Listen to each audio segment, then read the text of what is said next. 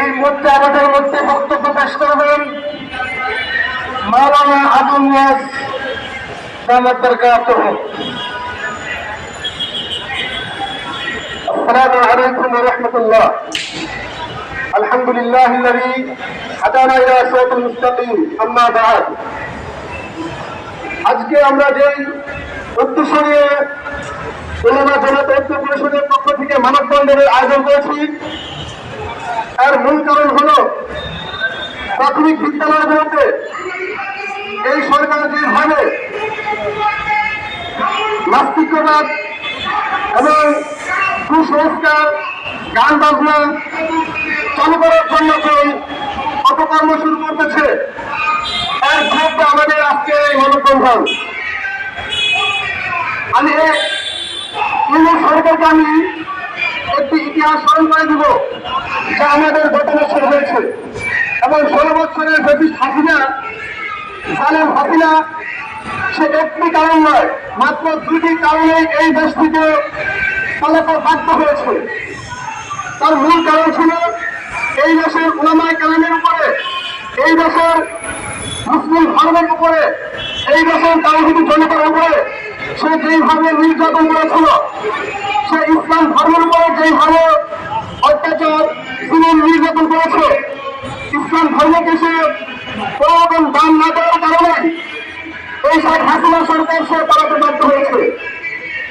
তার কারণে দেখা যায় আইনের ঘরগুলোতে অন্য কোনো ধর্মের লোক ছিল না, আইনের ঘরগুলোতে অন্য কোনো ব্যক্তি ছিল না, আইনের ঘরগুলোতে ছিল উলামায়ে কেরাম, তাওহীদি জনতা।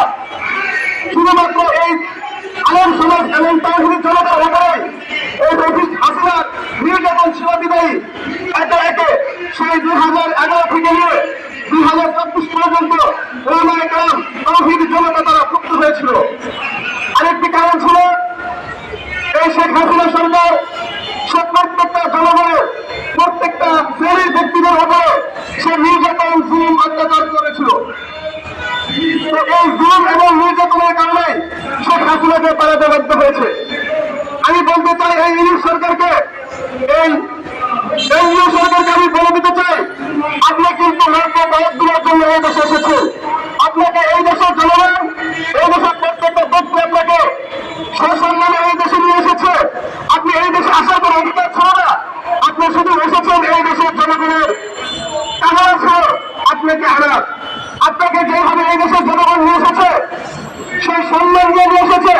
যদি আপনি এই দেশের জনগণের ভাষা না বুঝতে পারেন, যদি আপনি এই দেশের তাওহীদি জনতার আপনি আরো কাউকে বিরোধী বুঝতে না পারেন, তাদের ভাষা যদি বুঝতে না পারেন, আপনাকে শেখ হাসিনার যে পরিণতি হয়েছে, শেখ হাসিনা মহিলা মানুষ ছিল, সে নারী ছিল, সেই জন্য তাকে সেনাবাহিনী পালিয়ে যেতে বাধ্য করেছে, তাকে পালিয়ে যেতে সুযোগ দিয়েছে। কিন্তু আপনি কিন্তু পুরুষ মানুষ, আপনাকে এই দেশের সেনাবাহিনী, এই দেশের জনগণ, এই দেশের তাওহীদি জনতা, উলামায়ে কেরাম, প্রত্যেকটি ব্যক্তি আপনাকে ছেড়ে দেবে না, আপনাকে পালাতে দেবে না, আপনাকে এই দেশে অবমুখিত করবে ইনশাআল্লাহ। যদি আপনি